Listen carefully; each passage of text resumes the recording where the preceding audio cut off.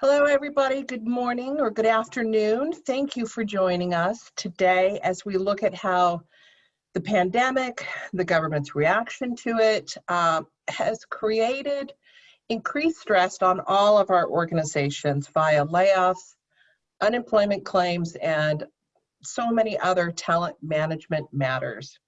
We're also going to look at the potential long-term impacts that COVID is likely to have on state unemployment insurance costs for taxpayers and reimbursors. I am Sonia Llewellyn, the Director of Program Development here at 501c Services. And we have a wonderful panel for you today. And they are Eric Elmendorf, who is the VP of HR for Allied Rehabilitation Centers in Connecticut. We have Heidi Posada, our Senior Producer at 501c Services. And last but certainly not least, Nicole Korn, our Client Relationship Manager at 501c Services. I do want to go back to Eric. And Eric, can you tell us just a little bit about what Allied Rehabilitation Service Centers do? Yes, we provide all kinds of services for folks with intellectual disabilities in North Central Connecticut. So we have community residences that we operate, and we also have a day program that provides employment services for people with intellectual disabilities and social and recreation programs as well. Awesome, terrific. Thank you so much. And thank you for joining us. Thank you for taking time out of your day to be with us. I do want to do a little disclaimer here, not a disclaimer, but to let everybody know to send your questions to the email msmith@501c.com. It should be displayed here on the screen, and Mac will get back to you immediately. So don't forget to send your questions in, and we will make sure that we respond to them. All right, Eric, I'm going to start with you. Many employees, I think have felt anxious about the prospect of returning to the workplace. What have you done in your organization to gauge their feelings and then provide support for them in the immediate term? Well, first of all, Sonia, thank you for inviting me here. I'm rarely invited to a party, so this has been really great for me. But one thing that we really have as a part of our culture at Allied, we really look toward safety, the safety of our program participants and the safety of staff. So as the pandemic started to hit, we really went in and started to use personal protective equipment right away. We got masks for all our staff, even before the mask shortage. Remember that? Way back in March that happened. We also were able to procure temperature devices that we could use at each site, which was really great. So we started a screening plan right in the beginning of the pandemic so that when people did come into work, there was a process that people had to follow. So if they worked in a community residence, for example, before they came in the door, we used the temperature screening device for them. They had to fill out a form. They had to take their shoes off as they entered the residence.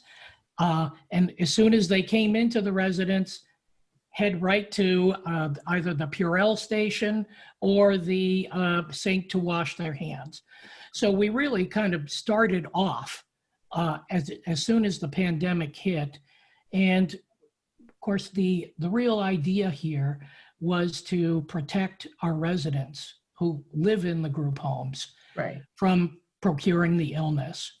And the residents actually, they kind of lived in a bubble for most of the pandemic. They did not leave the residence. So they were very restricted, and we also didn't have any visitors coming in.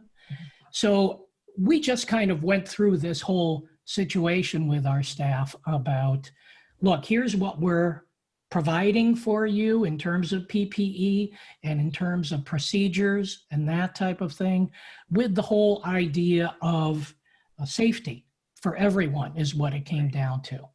And the other thing that we did was we provided, well, whether you want to call it hazard pay or hero pay or whatever, but we provided extra pay for those individuals, essential employees that continued to work in the residences.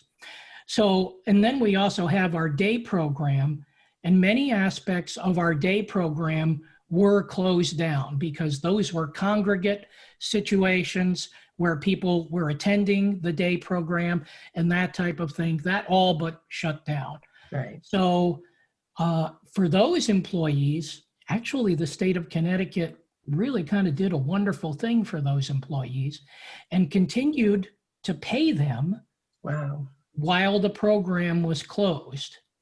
So we did have to talk to people about, in the day program, about the situations and what our procedures were and that type of thing. And most people did feel comfortable in coming back into the program. Okay.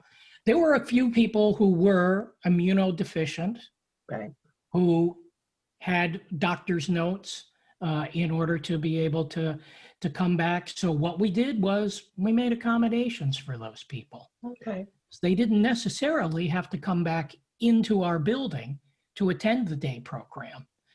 So for us, in terms of those situations, we were really able to accommodate those people. And through the procedures that we had put in, everybody really kind of felt comfortable with those situations. So thank goodness everybody's back. Yay, that's awesome news. So it sounds like by being proactive in the very beginning, you had very few issues with staff fear that they Very would. True. Yeah. That's amazing. Really only a couple of people where we had an issue. It didn't even turn into an issue after we explained and we even provided additional training when it came to using PPE for people that we were transporting into the program. We provided training about, here's how you disinfect your van. Okay. And that so a lot of proactive conversations and education. It sounds like that's how you all handled it. An open door, you were very transparent. Awesome. That's terrific.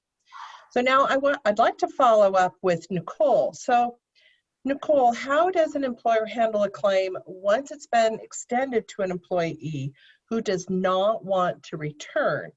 What are best practices or any maybe magic words or suggested best practices for handling that when somebody's been offered to come back to work and they're not wanting to? Yeah, absolutely. That we've seen a lot of that as a result. So the first thing I want to mention is that in the state of Connecticut, you only have 30 days. So you want to make sure that you are reporting it to the state within 30 days of the employee refusing to return to work. There is different verbiage. You want to make sure that if you're recalling them from a layoff, that you use the terminology refused recall as opposed to refused a job offer, because they are slightly different. Right. And the types of information you'll want to provide would be, they're going to want the date that the recall or the offer was made. They're going to want to know how it was made. Did you just pick up the phone? Did you send them a certified letter? That type of information. They're going to want to know the details of the job, but you could also just say, we recalled them to the same position that they were doing previously, no changes. Otherwise, you would want to include like rate of pay, job duties, things of that nature if there were changes. Also, you would need to let the state know whether or not the employee actually responded or whether they just maybe ignored your attempts to recall them. And if they did respond, what reason or what was the explanation of why they don't want to return at this time. And then I think, the key here is to show that there was an availability issue, right? Because there is one of the 5 criteria in order to be eligible for unemployment is that you must be available for work and actively seeking work. And so that's what you're trying to convey, is that there is, the person may have been legitimately collecting at one time, but now there is an availability issue that we need to question. Okay. And so in the beginning, you had talked about it's important to let them know if it was a phone call to bring them back or a certified letter. I'm imagining that the certified letter is a better way to go than a phone call. Is that correct? Or does it matter? Well, I think anytime that you can have something in writing is going to be to your benefit, because there's a proof of, a document proof that it occurred.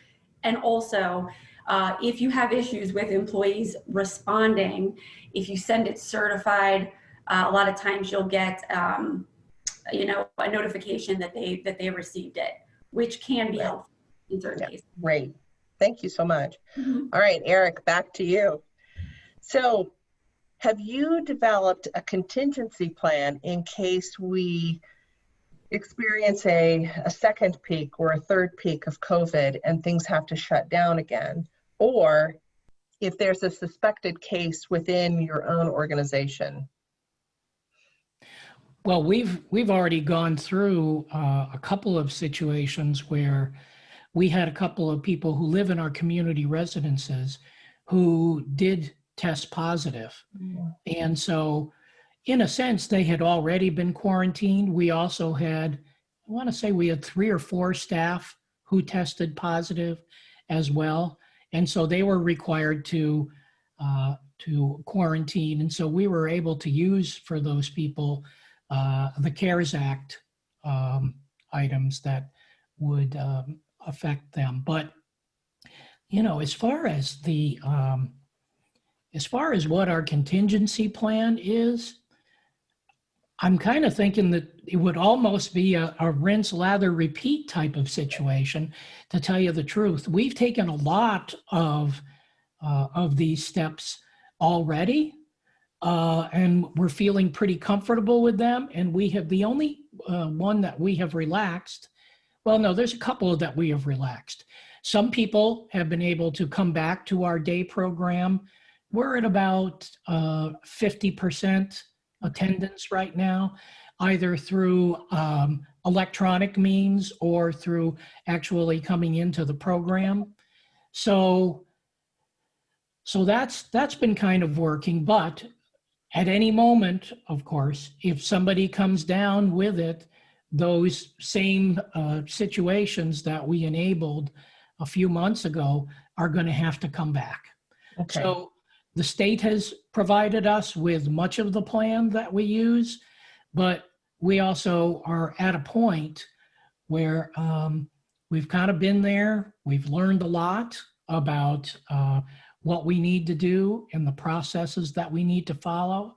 So we're feeling pretty confident that if there is another surge, that we're ready for that. Great. And hopefully, fingers crossed, and whatever else people do, there's not a second surge. Yes, yes. So I would imagine that, like many organizations, you're still recruiting. People leave for other jobs or don't come back or whatever the situation is. How have you modified your recruiting and staffing practices since the pandemic? Are you doing Zoom interviews and that sort of thing? We have done some Zoom interviews. I got to tell you that at the beginning of the pandemic in March, we really stopped a lot of our recruiting. Right. And the reason for that is there was a great deal of hesitation about bringing new staff in during the pandemic. Right. Because let's face it, you don't know where these people have been. You don't know, so what we really tried to do was to use the staff that we have. And we were able to do that actually very successfully without introducing new people into the environment. Now, the state of Connecticut and the state of Massachusetts, we're right on the border, actually, of Massachusetts and Connecticut. So both those states are doing pretty well in terms of their infection rates. So we have started to do more advertising and do more. We've had new staff that have joined us. In some of those cases, we have done new employee orientation over Zoom and that type of thing. So we've really had to modify that. But you know what? When you're in a crisis like this, you figure those things out. And that's really what we've done because we had to. We had to make it work because we had to make it work. We had no choice. Right. So, and we are making it work. So we're happy about that. But yeah, as a matter of fact, we just had a new person start on Monday. And I asked her, I said, oh, have you been to the work site yet? And have you had a tour there? And she said, you know what? Everything has been over Zoom. I have no idea what I'm walking into. It was like, wow, that's right. That's our world now. Right. So, our new normal. Whoa. Right. So would you tell us, has there been any big surprise or silver lining that you found in this craziness? Well, the one thing that I keep reminding my staff and reminding as many people as I possibly can, so maybe I'll just speak to that right now, that let's not ever forget that over 200,000 people have died as a result of this pandemic. And we can't sweep that under the rug in any way. But if there were a little bit of a silver lining that comes out of this situation, I would say that the use of technology has really stepped up. A lot of the technology we've had available. And I'm kind of a technology guy around here. So, and I've talked to people about, well, you know, you could use Zoom for that, or you could instant message that person, or you could even use email, email, in order to be able to communicate with one another. And it was like, oh yeah, well, I couldn't be bothered. Yeah, I'll just wait till people are back in the office. And it's like, no, you have this technology that's available. So people have really stepped up to the plate in terms of technology. And I don't expect that that's going to change at any point. So that's been a good silver lining for us in this whole situation. That's good.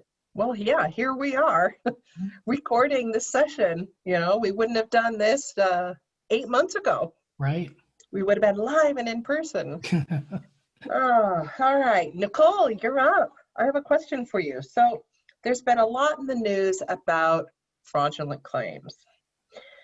So what have you seen, not only in Connecticut, but across the country concerning fraudulent claims?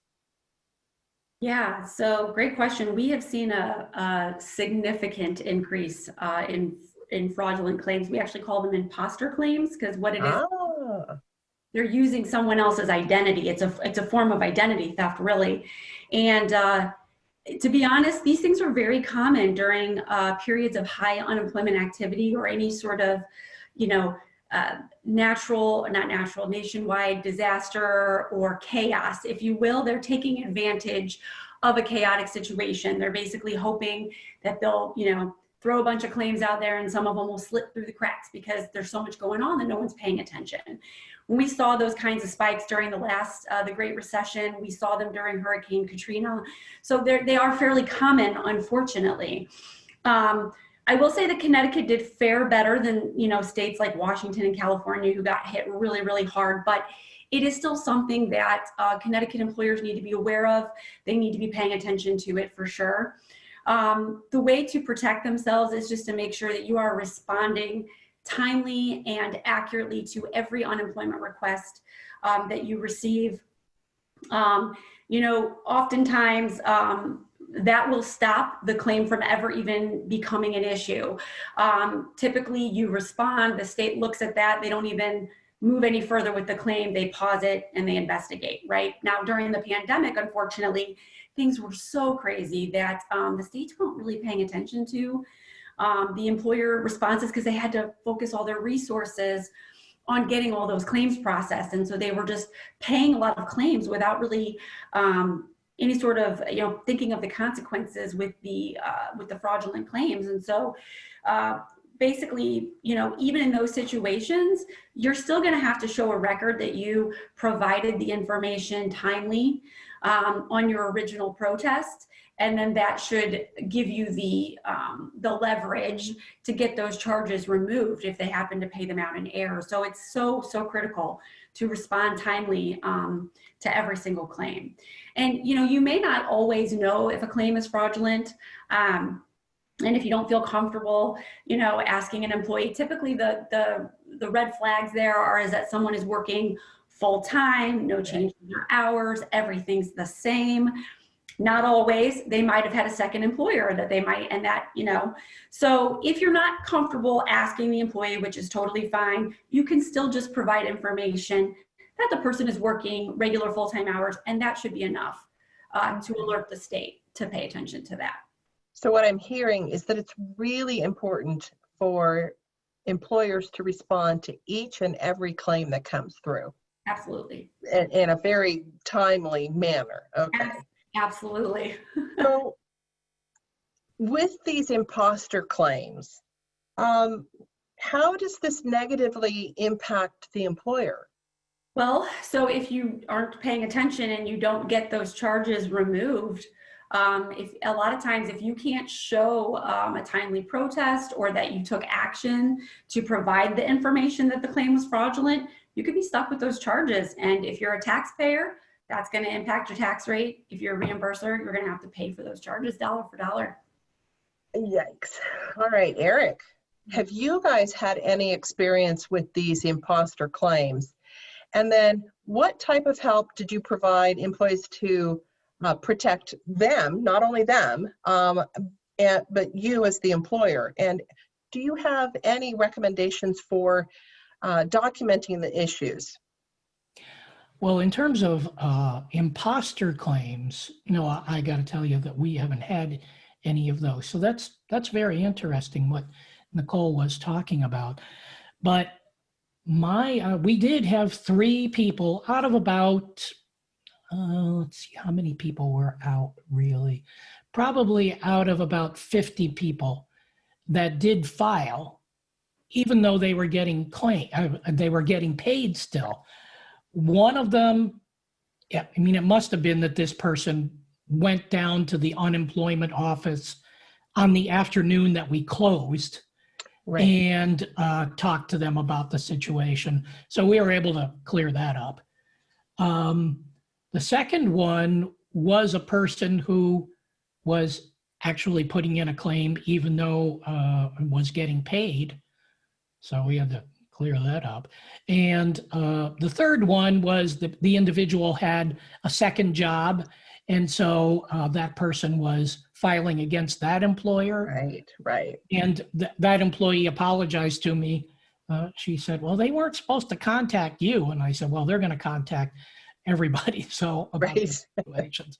But what I would say, I would kind of echo what Nicole was saying, is that you get these, or at least I get these notifications from Case Builder about from Equifax about these situations, right, and do not ignore those emails that you get about those situations, because they truly are very, very important.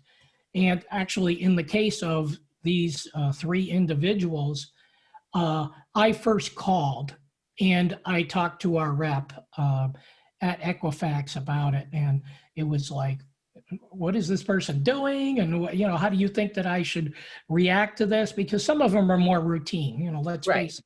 It's like, you'll look at the name on the Case Builder and it'll be like, oh yeah, I know that person. And yeah, it's legit.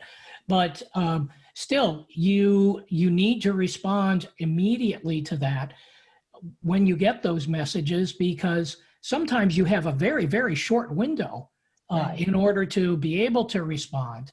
So that's my that's kind of my mantra to other employers is don't ignore those email. You know, in amongst the millions of emails that you probably get each week, do not ignore those messages that you're getting. Yeah. Right. Thank you. All right, Nicole, you're up again. So anything you'd like to add to that, or are we ready to jump into the next question? I did have one thing. So in terms of the employee protecting themselves, so a lot of times the employee might bring it to your attention. They might say, "Hey, I got a notice in the mail that says I was approved for unemployment and I didn't file for unemployment."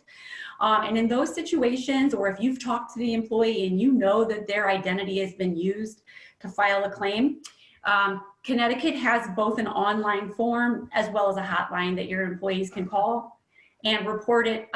There's also reporting it to the Federal Trade Commission is also a good thing, because basically what they want to do is protect themselves so that they're not going to be responsible for any overpayments for unemployment. And then the employer, you know, obviously wants to protect their account. So there's really two pieces to that. Okay, great. So there are options. That's really good to hear. Mm-hmm. All right. So can you talk a little bit more with us about the high level of claims that people are seeing? Yeah. And also some of the things that employers have been encountering, and perhaps what we should think about moving forward.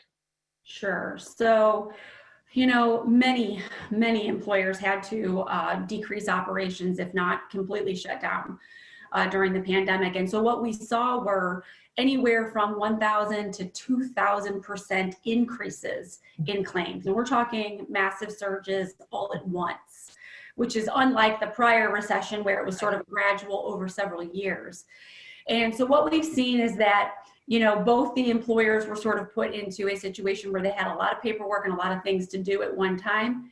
The state also couldn't keep up. So there have been a lot of challenges as a result.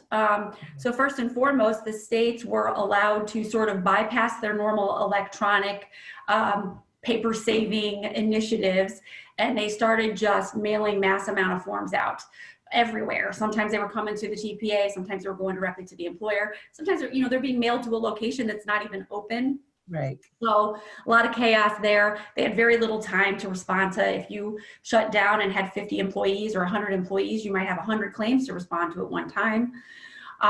We saw that a lot of the claims were being mailed late from the state. So they were arriving, they were already late. You know, what are you gonna do?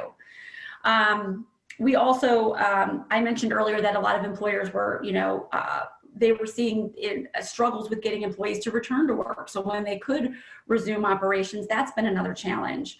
And so there's just been a lot. And what I will say is that these challenges have also resulted in what I would consider to be a very large number of charge errors. So be cognizant of that. Because the national average overpayment rate in normal pre-pandemic times was about 12%. So I expect it will be much, much higher given the number of claims. So I think what we'll see going forward is, now that the claims are starting to return to a more manageable level, now they are still high, much higher than they were because we were at all-time lows previously. Right. But now that they're returning to a more manageable level, I think we'll start to see the states start to work on some of these issues, because they had sort of put everything on pause to process claims. They weren't reading protest letters. They weren't adjudicating claims. They weren't scheduling hearings. Right. So I think we should start to see some of those things, those activities starting to catch up, hopefully. Also, some of the provisions, some of the temporary provisions from the CARES Act, they're going to start transitioning away from those. So like the waivers of searching for work and some of the additional benefits, the extra $600 and $300 a week, we're going to start to see some of those things are going away. And so, should be creating some incentives for folks to return to work.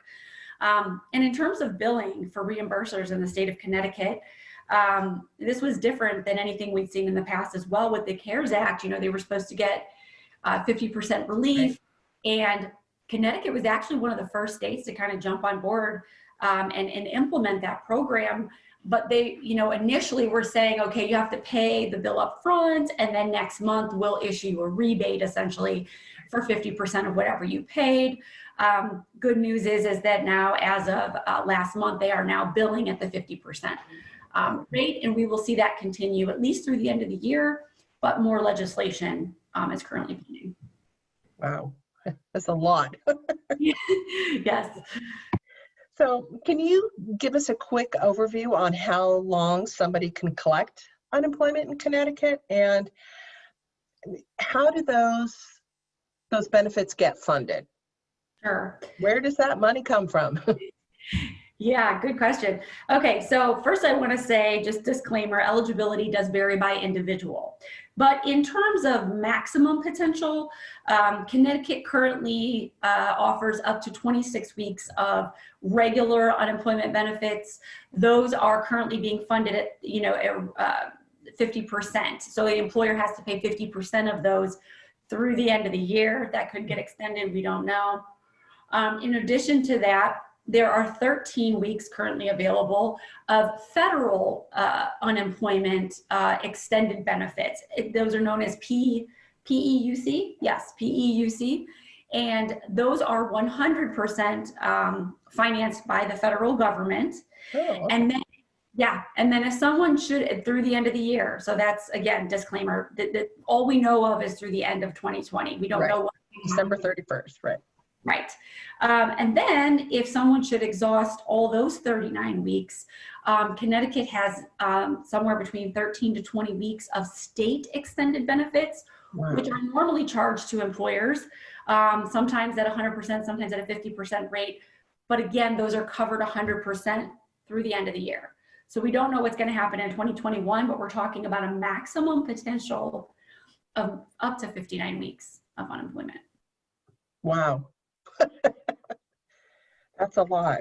So, and we, people have been hearing a lot about the LWA.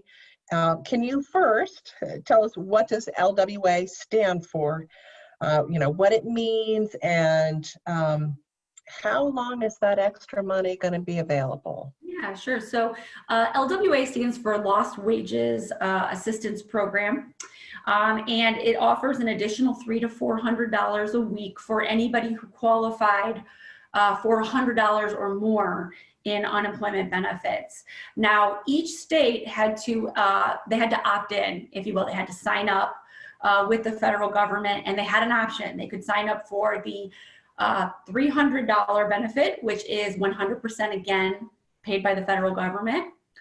Or they could opt to do $400, but $100 of that, the state would have to pick up the tab for that.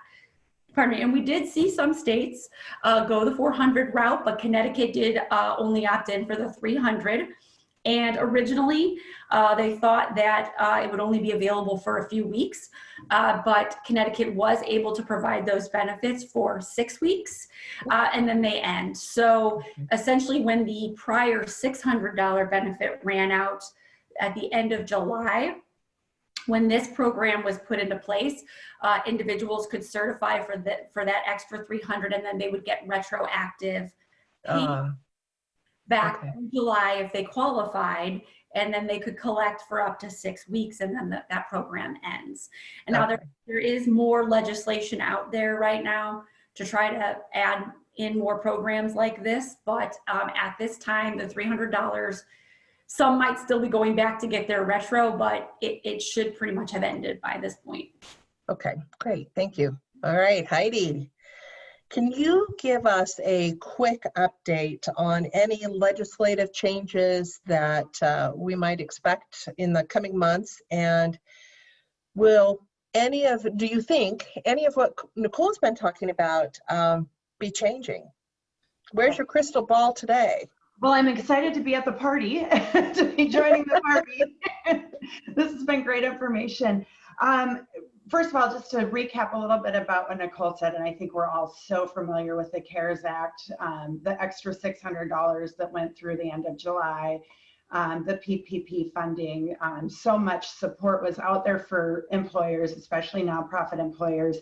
And we are hoping to get more. 501c Agencies Trust is part of the Nonprofit Unemployment Insurance Relief Coalition that's been working with statewide nonprofit associations as well as national nonprofit associations and trying to get relief, additional relief for nonprofits. I do want to give a little caveat. This is pre-recorded, so there might be significant changes between now and the time you're watching this, but right now, we are hoping that, or we're working with, some states have, in addition to the 50% that the federal government's covering for, so Nicole talked about the 50% that they're covering for claims right now. Some states are covering the other 50%, and we are working at the both federal and statewide efforts to try and get the other 50% covered. Right now, that's not happening in Connecticut. I know PPP funding right now through the HEROES Act, they're trying to continue that for nonprofit employers over 500 employees, as well as continuing for those that had received it earlier. So there is a lot that's pending that could potentially help. I think the biggest one would be the additional 50% funding if somehow Connecticut was able to do that for our reimbursing employers. But again, crystal ball, wouldn't we all love to know? And it is really hard to guess between now and the election what could potentially happen. Yeah. But right now with what's happening, they're still negotiating. So good. Additional relief. Wow. Okay. So Nicole talked a few minutes ago about fraudulent claims, or those imposter claims. So we'd like to hear what you have to say on the issue. I know that, as Nicole touched upon, it's a nationwide issue, not just a problem in Connecticut.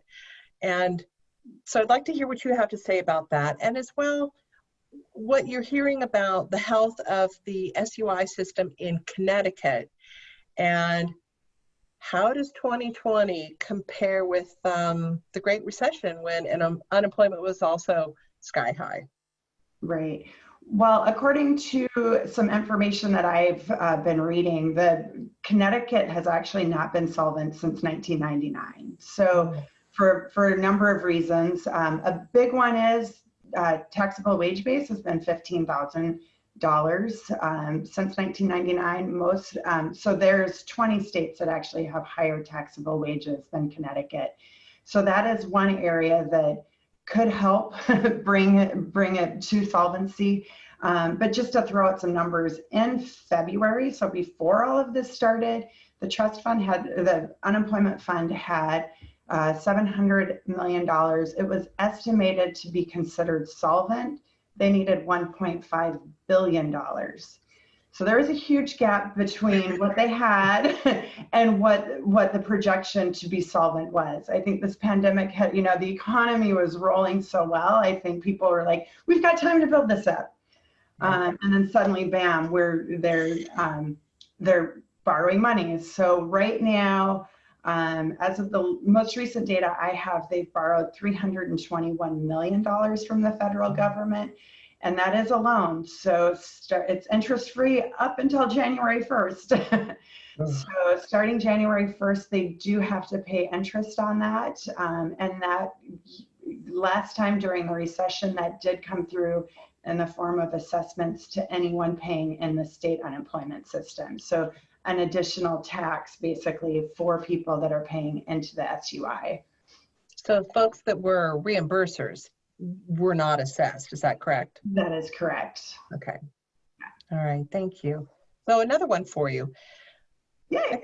I think we can all assume that there's going to be changes to the state unemployment system. What changes can we expect to be initiated to bring things back to health and back to solvency? Well, there's a few. So taxes, paying the pool is funded by state unemployment taxes, which are calculated tax rate times the taxable wages. So really, one of those two factors is most likely the one, or both. They can change how the tax rates are calculated. or how, they can use socialized costs, so everyone's rate basically goes up higher. Another real obvious one, with the fact that Connecticut hasn't increased taxable wages since 1999, there's a good chance that that taxable wage could go up. There's for every $1,000 that the taxable wages go up, they bring in about $70 million to fill into that gap. So it does make a big difference when the whole state increases that taxable wages to fill in that, to increase and make it more solvent. Wow, okay. Nicole, what can an employer do to try and keep their expenses low, considering the changes that Heidi has hinted at? Yeah, so the best way to manage your unemployment costs is to, to be involved, to be active in managing your exposure. And so some of those things, number one, we kind of talked about this already, but it bears repeating. You need to respond timely and accurately to every state request that you receive. And you need to provide specific details and documentation to support the separation or support the case. And so that being like, if someone voluntarily quit, you're going to need the dates of employment. You're going to need to be able to provide why they quit, request letters of resignation always, or get something in writing. Anything that you can get in writing is always going to be helpful.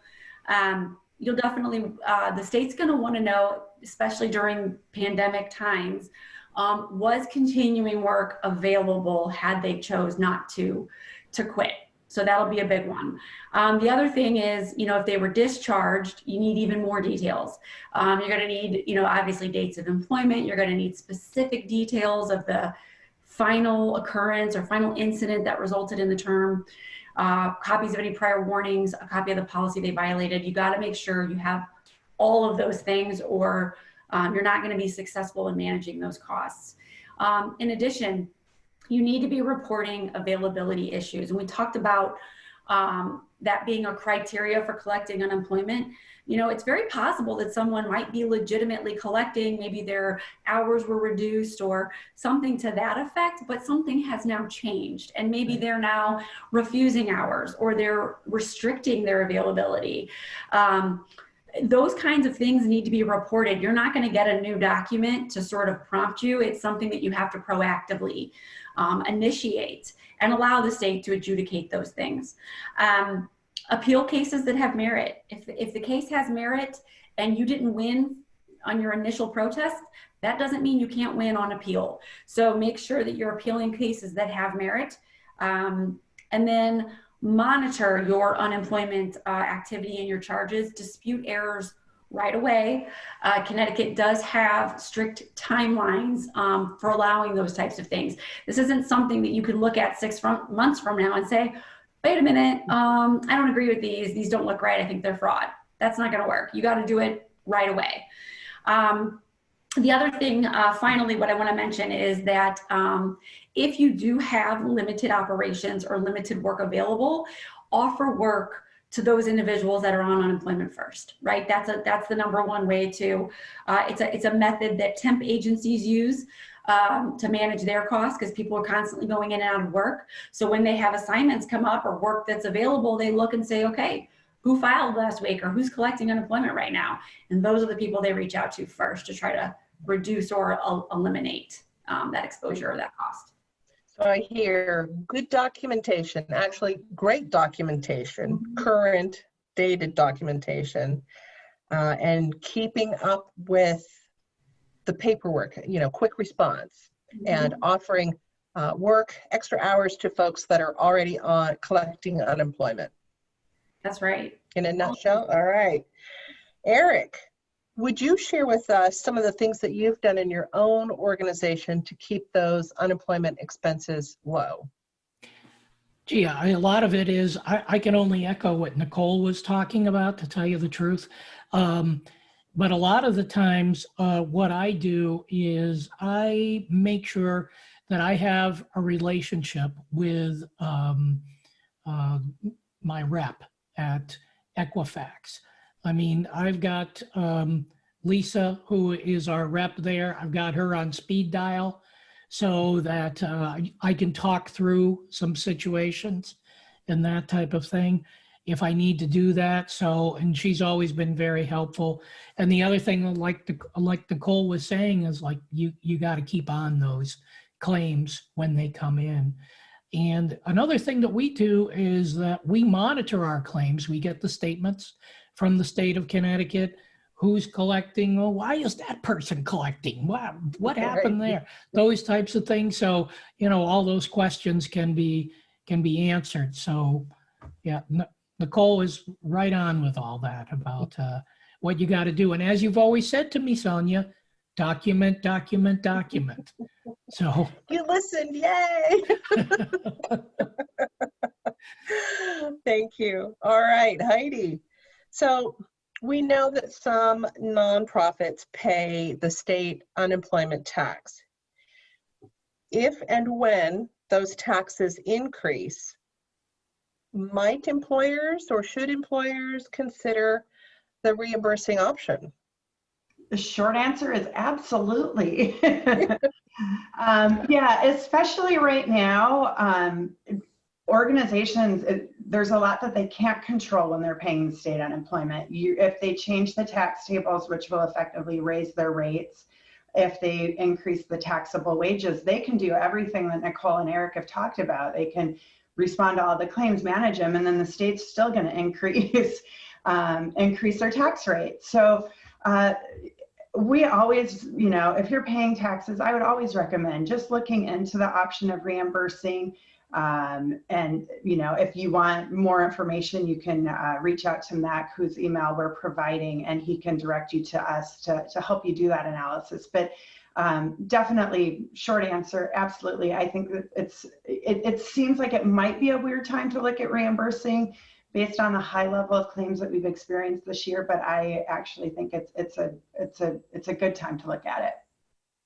Great, and I thank you. And I did want to remind people that if you have questions, you're interested in the analysis, or you have questions for any of the panel members, please don't hesitate to send your email to msmith@501c.com, and we will respond to you immediately.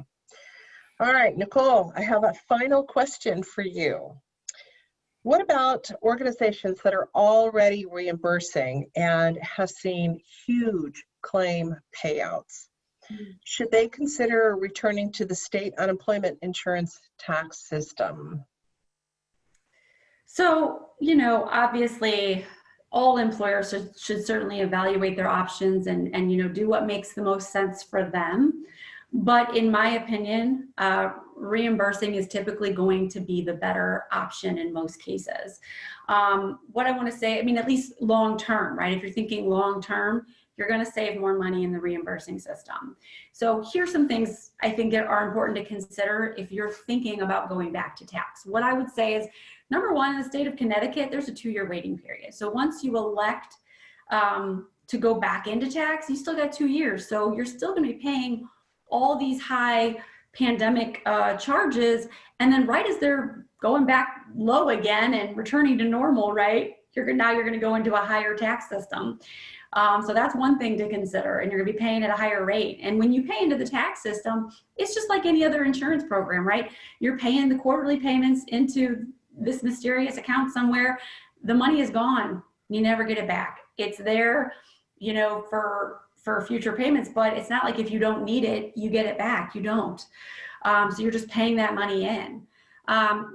You know, the other thing too is with reimbursing, you could still choose to budget that way, right? Make a big quarterly payment into an account or into a savings or some sort of a budgeting tool, if you will, to sort of manage the future expense and to budget for it, just like if you were in the tax system. But at least if you don't need the money, it's yours. It's always yours and you always get it back. And then Heidi touched on this, but it's important to know that, you know, one bad year of unemployment in the tax system will affect you for 3 to 5 years to come. So, you know, you've got a couple factors. You've got your own unemployment experience. So if it's high right now, that's going to affect your rate. You've got the rate tables, legislative factors such as raising the wage base, as Heidi mentioned, or changing those tables so that your calculation results in a higher rate. Even if you didn't have to lay people off, those socialized rate increases are going to happen. Whereas when you're, when you're in reimbursing, it seems kind of scary right now, and you've got some big bills, but once that's over, once the pandemic is over, there aren't any lingering or residual effects to that. Once it's over, you can now sort of start over and begin, resaving or budgeting or rebuilding for any future, expense at your own pace. And the last thing I want to mention is that, during good economic times, the replacement cost, that's what we call it, the national replacement cost for taxes, is typically $1.28 on average. So that means for every dollar you pay someone in unemployment, it's going to cost you $1.28 in taxes to refund, because you always have to refund at a higher rate. Right. Well, during the last recession, we saw that go as high as $2.04. So we're talking more than double what you're going to pay. So for every dollar you pay on unemployment, you're going to pay, potentially $2 or $2.04 in taxes. So I think if you're thinking long-term, I think reimbursing is the better option. And so what happens if somebody is a reimburser now and they decide to go back to the state? Do they not have to pay any of the claims that they were occurring during the fall? No, they still have to pay all of that and then begin paying in the tax system. And as I mentioned, here in Connecticut, there's a 2-year waiting period. So, right. I mean, you're talking by then, let's hope pandemic is over, right? I mean, and things are back to normal. And so now your claims are super low, and now you got to, finish paying out all those old residual claims, even if they're lower, but now you got to pay the higher tax rate at the same time. Right. So you're still paying for those, mm-hmm. and you're paying the new tax. Yep, that's right. Thank you. Heidi, anything you'd like to add? Anything about the lag state? And yeah, well, I mean, Connecticut's a lag state, right? Yeah. Well, it's the flip side of what Nicole was just talking about. So an organization that's paying taxes right now, if they look at becoming a reimbursing employer, that would be effective January 1st, 2021. You can only do it one time the year. And the state would continue to pay all of their claims that have been filed, and continue even claims filed in the beginning of next year. It's that 2-year waiting period, but to the benefit of the employers. So if you did start paying taxes, if you did start reimbursing effective January 1st, you wouldn't pay any claims for the first 6 months. So it's a real huge advantage to look at it right now. Wow. Well, let's end on that positive note. We've covered a lot of information in a short amount of time, and my hope for all of you listening and watching is that you'll have an aha moment, something that you didn't know before that you know now, or you've heard something that's going to spark further conversation in your organization. So thank you all. Thank you, Eric, Nicole, and Heidi, for your time and for sharing your expertise with us all. Thank you so much for joining us. Thank you. We can start the real partying now, right, ladies? Is that Cheers! Dance party afterwards, right? We'll dance to our own music in our heads, right? Thank you, everybody. Thank you.